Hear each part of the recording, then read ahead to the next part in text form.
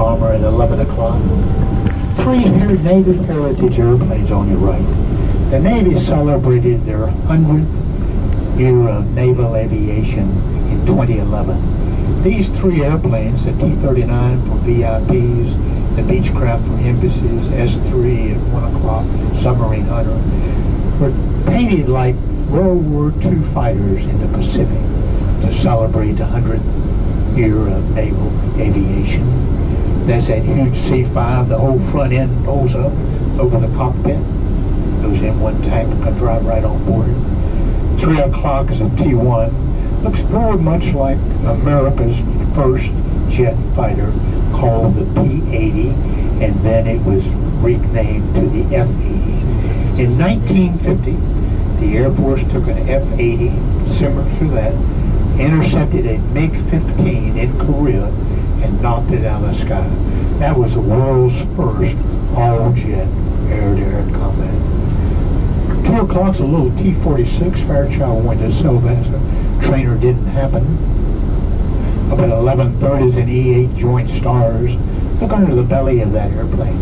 That's a side-looking radar. It can fly out of the combat zone, very high altitude, take photos, 125 miles inbound, tracking guns, troops, sending photos to the guys on the ground to tell them where the bad guys are. 2 Air Force trainers on your right.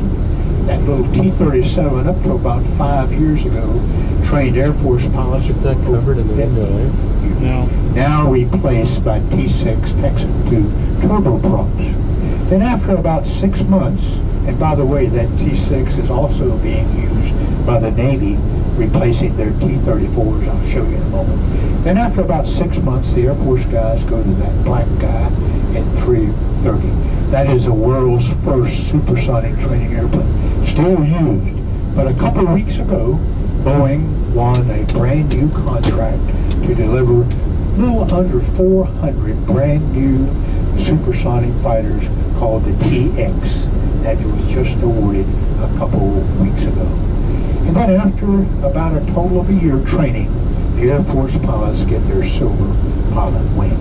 Now take another look at 7 o'clock at that C-5. Now look at that tweet at 3 o'clock.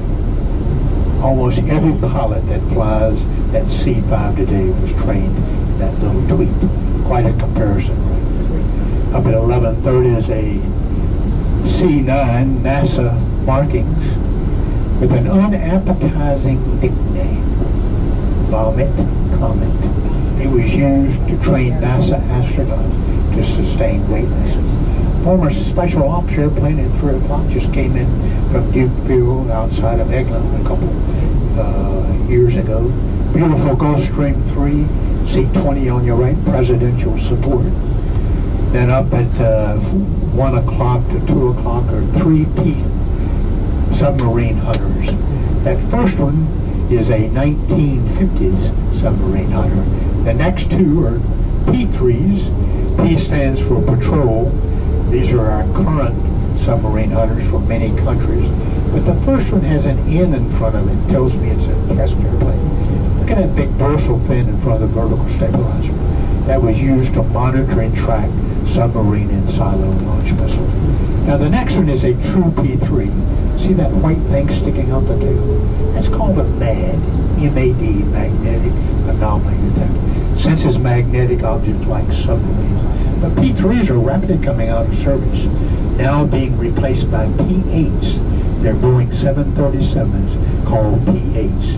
Australia, India, countries around the world are now buying those new P8s. Here's an F-15. I'll get Tanya to continue forward. We have another one. Probably one of the finest Air Force fighters ever built. Still being built this very day. They were designed back in the 70s, 2.5. Countries around the world are buying brand new ones now being produced. Up at 11:30 is another C-9 converted for cargo duty for the United States Navy. Coming up on the right is an outstanding illustration of our technology. Right there at 3 o'clock is an F-117 stealth fighter. Look at that black paint on that airplane. It absorbs radar energy. Because of that stealth type of the airplane at 3:30, it led Air Force airstrikes both in Desert Storm 1 and the present conflict. Of course, I'm joking. We were hoping to get one to go in there, but they have to, all the ones in storage today have to be in the hangars, so I'm afraid we won't get to one. Here's an F-4 on your right, Yellow Star, nickname, tells me it knocked down a MiG in Vietnam. That airplane is now being prepared for the National Air Force Museum in Dayton to go to another museum that has not been named yet. 1 o'clock is an A-3 Sky Warrior nicknamed the Whale. When it was flying for the Navy, it was the largest, heaviest fighter bomber to operate from a Navy carrier. Henceforth, it was given the nickname the Whale. Up at 11:30 is an EC-24 DC-8 Siberian Light. Has a radome under the, looks much like the one I showed you earlier, but this was used to transmit electronic signals for electronic exercises for the United States Navy. On your right is an A6. A stands for attack. This is a workhorse for the Navy during the Vietnam. In a few moments I'm going to show you what nicknamed the Prowler. It has a pod on the tail, is a communications jammer. I'll show you that in a short while. Here's a second F-15 on your right. This is the latest version, the Strike Eagle. This is the airplane type now being bought by countries around the world. 1 o'clock or 2 o'clock's an A4, nicknamed the Scooter. This is a Marine one. In a moment I'm going to show you a Navy Top Gun one with a former camouflage scheme, and I'll tell you more about that in just a few moments. 2 F-14 Tomcats on the right, 2.4 swept-wing fighter bomber. Had an outstanding career for the Navy for many, many years. All out of service quite a few years ago, now replaced by F-18 Super Hornets. 1 o'clock is the oldest airplane in our museum, B-57 Canberra, designed by England. We liked it so much we modified it quite a bit, and Martin built it for the Air Force. 10 o'clock's an LC-130. Look where the gear goes on that airplane. Those are skis. You may remember October 1999, a woman scientist had a medical problem in Antarctica. The New York Air National Guard flew an airplane just like that, landed on the ice, took the scientist back to Christchurch, New Zealand for medical treatment. Just read this morning that the New York Air National Guard is now headed to Christchurch, New Zealand. Every year they go down, which is our winter, which is their summer. They will go until next March or so, helping support the Antarctica. The New York Air National Guard is now sending 6 C-130s just like this.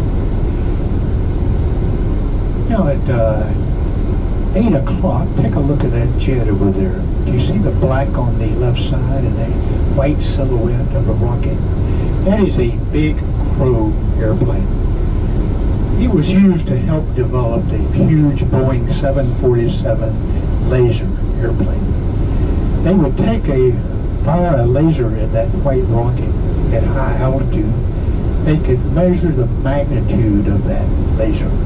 The black kept the sun from mitigating that measurement. That program has now been canceled, but before it was canceled, that huge Boeing 747 out over the Pacific Ocean at over 50 miles, fired a laser, knocked an intercontinental ballistic missile out of the sky. First time in history that was ever done. Unfortunately, that program has now been canceled. Coming up on the right is a F-16. This is the Air Force Thunderbird airplane. But many of these now, you've heard about the drone program of the F-4s. Now we're pulling F-16s out, turning them into drones. Continuing that program to give pilots simulated combat experience before they go into combat.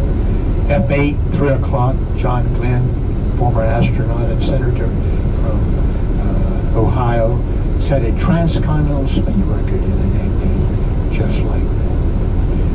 Another C-130 at 9 o'clock. That D in front of it stands for drone, can control as well as launch drones. F-18 on your right. Now you've seen white markings. Almost all airplanes today. Under that white marking is a spray seal, 2 coats of black painted on it. Then 2 white coats. That keeps inside the cockpit of these airplanes about 20 degrees above, and without this, inside those cockpits would soar over 200 degrees, very much like your automobiles, and destroy all the instruments. Now the Navy prefers the bag. Years and years ago, they used the bag. Then for about 15 years, they went to the spray seal. Now, just in the last year, they've gone back to the bag.